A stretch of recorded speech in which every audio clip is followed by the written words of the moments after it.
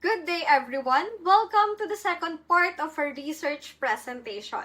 We are Group 9 presenting our research titled Steering Through Crisis, Analyzing the Role of Corporate Governance in Helping Small-Medium Enterprises Navigate Crisis. I am Jenny Ann V. Santos, joined by my research members, Mr. Lawrence Powell S. Reyes and Ms. Julia Millet G. Valdez. In the previous part of our presentation, we provided an overview of the chapters 1 to 3, where we discussed the background of our research, defined key concepts related to corporate governance and crisis management, and explained the data collection procedures employed for the study. Today, we will proceed with the chapters 4 and 5, where we will present the key insights drawn from our analysis, offer recommendations to SMEs on enhancing their governance structures during crisis, and provide a concise summary of the entire research. To start this presentation, we will walk you through Chapter 4, which outlines the conclusion and recommendations of our study. The conclusion, to be delivered by Mr. Lawrence Powell S. Reyes, summarizes the key findings and underscores the significant role of corporate governance in SME crisis management. This will be followed by Ms. Julia Millet G. Valdez, who will outline actionable recommendations designed to help SMEs strengthen their governance structures and improve resilience during periods of crisis. Good day, everyone. I'm Lawrence Powell S. Reyes, and I'll be presenting some of the most important insights drawn from this research study on corporate governance and SME crisis resilience. As we move toward the concluding part of the discussion, it's important to reflect on the broad themes and lessons that emerge from the cases analyzed. These findings not only highlight the challenges faced by SMEs in times of crisis, but also reveal the crucial strategies that can make a significant difference in their ability to survive and recover. To begin with, the study strongly emphasizes the critical role of corporate governance in enhancing the capacity of small and medium-sized enterprises to withstand disruptions. Good governance is not just about compliance or hierarchy. It's also about equipping organizations with the tools they need to make sound decisions, maintain operational integrity, and protect stakeholder interests even in times of uncertainty.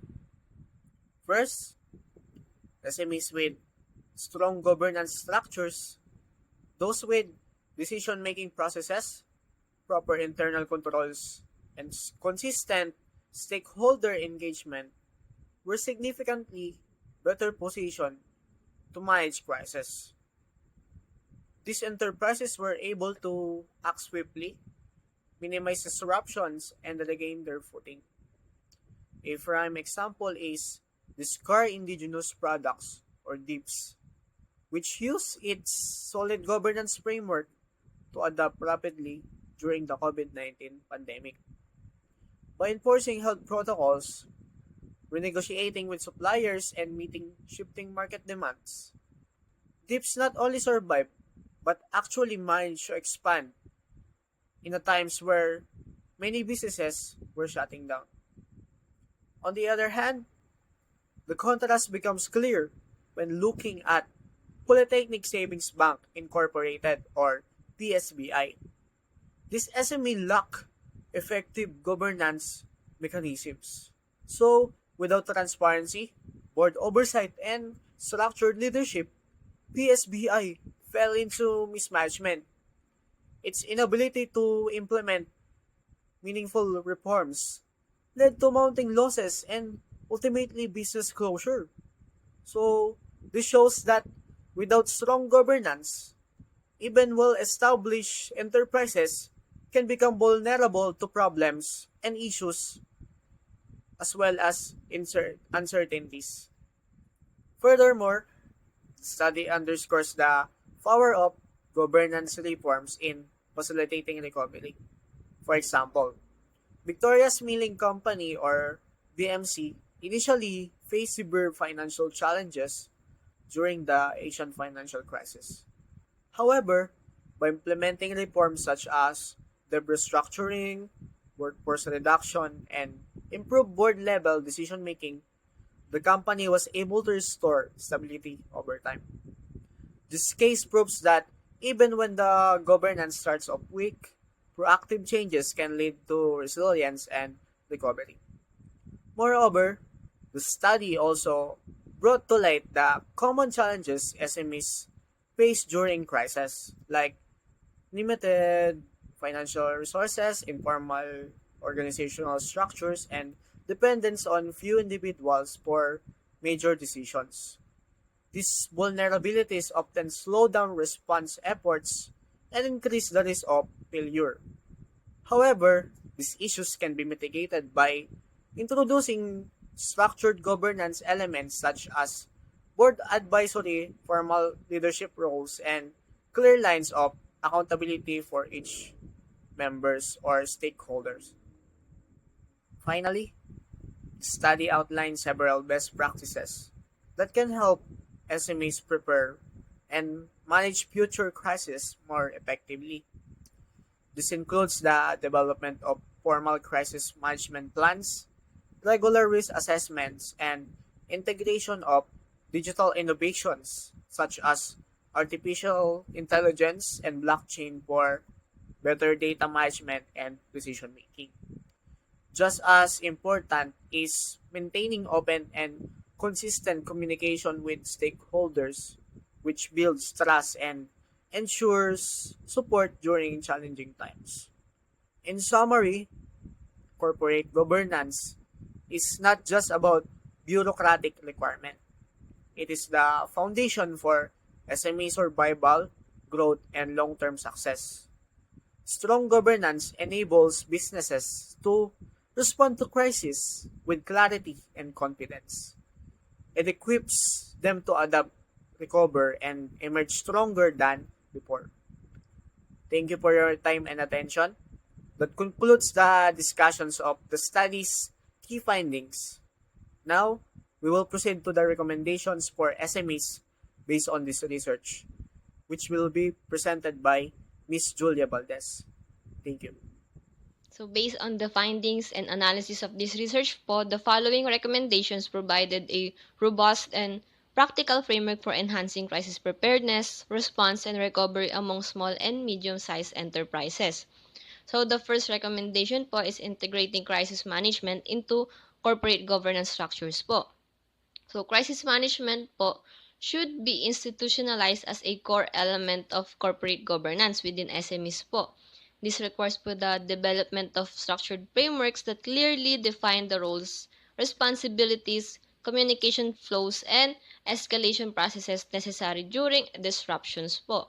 So, governance bodies po should regularly assess organizational vulnerabilities and ensure that crisis policies are aligned with the long-term goals. So by embedding crisis response mechanism po into board level discussions and decision-making protocols, SMEs po can shift from reactive damage control to strategic risk foresight po, enhancing their ability to maintain continuity and protect shareholder or stakeholder interests even under pressure po. So the next recommendation po is prepare and update a thorough crisis response plans. So an effective crisis response plan po is not static. It is a living document that must evolve alongside the enterprise po. So SMEs should develop comprehensive scenario-based plans tailored to their specific operational, financial, and sectoral risks po.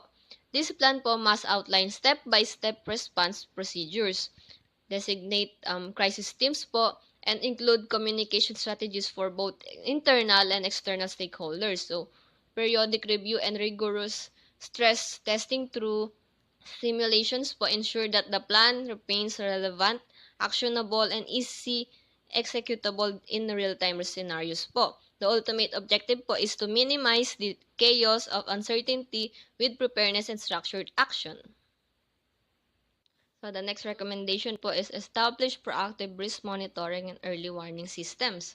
So the ability to foresee potential disruptions is what separates resilient organization from vulnerable ones po. So SME should institutionalize proactive risk management system that employs tools such as key risk indicators, real-time monitoring dashboards, data analytics, and scenario forecasting models. So these systems po enables early detections of internal inefficiencies or external threats po such as supply chain breakdowns, regulatory shifts, cyber attacks, or market volatility po. So, a proactive approach equips SMEs po to neutralize threats at a early stage po, preventing escalations into full-blown crisis and ensuring operational continuity.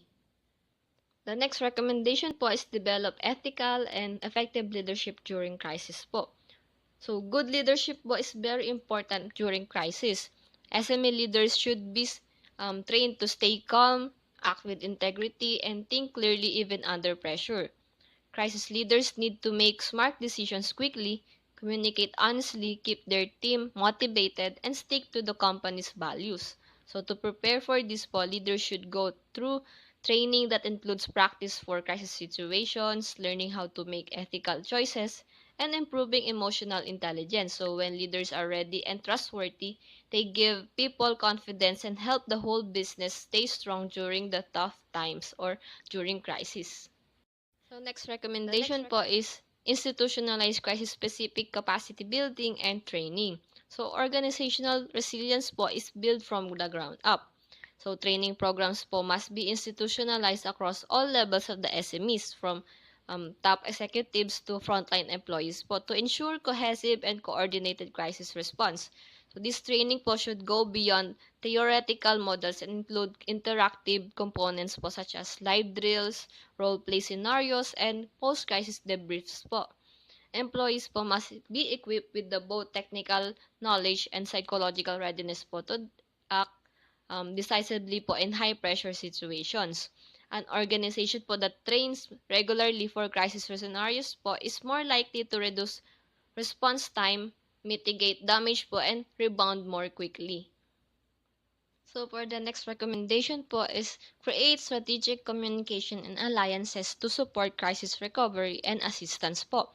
So during and after crisis po, SME should not try to handle everything alone. It's important to build good relationships with external partners like local government offices po, industries groups, and relief organizations. So these partners po can provide valuable help such as funding, supplies, and important updates and technical support po. So by working together po, SMEs can recover faster and more effectively. So having this partnership po in place before a crisis happens also makes it easier to get quick support when it's needed the most. So for the next recommendation po is integrating expert advice into SME crisis governance po. So SME should involve professionals like legal experts po, financial advisors, and strategic consultants. So when planning for and dealing with crisis po, these experts have the skills and experience po to help with complex decisions such as how to handle legal issues, manage money during tough times, or change business strategies po. So their advice po can help SMEs stay within the law and avoid bigger problems po and make smarter moves po during uncertain situations. So getting expert support po strengthens the business ability to survive and cover from any crisis po. Next po is leverage blockchain and AI for smart crisis management po. So in the face of a growing uncertainty po, SMEs must embrace advanced technologies to build more intelligent and adaptive crisis management systems. Blockchain technology po provides secure, transparent, and tamper-proof records that improve trust across supply chains and protect sensitive operational data po. And artificial intelligence naman po or AI enables real-time risk detection, predictive analytics, and rapid decision-making based on vast data sets. So by empowering SMEs po to act swiftly and accurately under pressure, together, these technologies create a data-driven, agile, and resilient operating environment that not only improves crisis response but also strengthens long-term sustainability and competitive advantage. Good day! Once again, I am Jenny and V. Santos, and for this part of the presentation, I will be discussing Chapter 5, the Executive Summary. This chapter presents a concise overview of the entire study, highlighting the key insights from the study and summarizing how corporate governance can play a pivotal role in enhancing the resilience of SMEs during crisis. In this study, we want to understand one important question. How can corporate governance help small businesses handle a crisis? Many small and medium businesses are vulnerable to crisis. When something unexpected happens, like a pandemic, financial crisis, or natural disaster, they often struggle to respond quickly. We notice that one major reason is the lack of strong governance because of their failure to recognize the significance of having one. In this regard, the researchers brought up this study aiming to look at how having corporate governance can help these businesses be better prepared, respond faster, and recover more easily in the face of crisis. For this study, we use secondary data such as news articles, reports, and past case studies to explore how different governance structures affect businesses' ability to handle crisis. This approach allowed us to focus on real-life examples without needing direct access to the businesses. Specifically, we focus on 3 different SMEs from the Philippines. Each one faced a crisis, but their experiences were very different. And the main difference came down to how they were governed. The first one is the Discar Indigenous Products or DIPS, who had strong governance and was able to recover and grow during the COVID-19 pandemic. Second is Victoria's Milling Company or VMC, which started with weak governance but improved after the Asian financial crisis through governance reforms. And lastly, the Polytechnic Savings Bank Incorporation or PSBI, who had poor governance and failed to recover, leading to its closure. By comparing these 3 cases, we were able to see the difference good governance can make in a crisis. With the data we gathered and meticulous analysis, our findings showed that SMEs with structured governance are more prepared and able to recover during a crisis. For instance, businesses that have clear roles, proper planning, and decision-making system were able to act fast and make smart choices when problems came. This helped them survive and even grow despite the challenges. On the other hand, SMEs with poor or no governance struggled.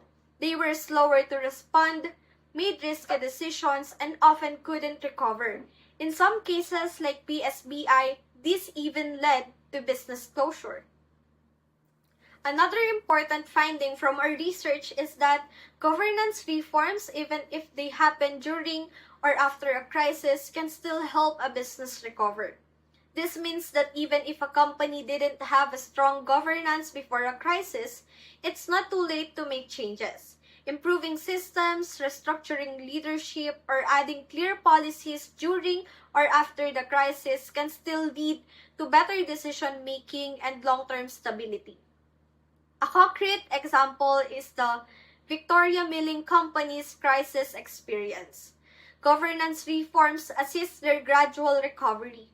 This case shows that governance doesn't have to be perfect from the start. As long as a company is willing to adopt, there is still a chance to recover and build resilience. With all that, the main takeaway from these findings is that governance is not just about rules or paperwork. It is about creating a structure that helps a business survive tough times.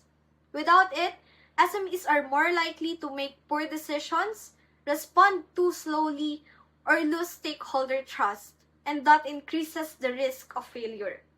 In this regard, this shows the significance of strong corporate governance in crisis management, as it allows businesses to not only survive crisis, but emerge stronger and more sustainable in the long term. And that brings us to the end of our research presentation on the role of corporate governance in helping small and medium enterprises manage crisis.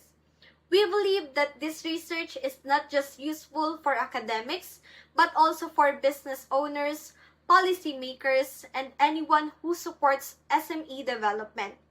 Our recommendations are meant to help create a stronger foundation for businesses, so they are not only able to survive a crisis, but also thrive after it. On behalf of our group, we want to thank you for listening and for giving us the opportunity to share our work.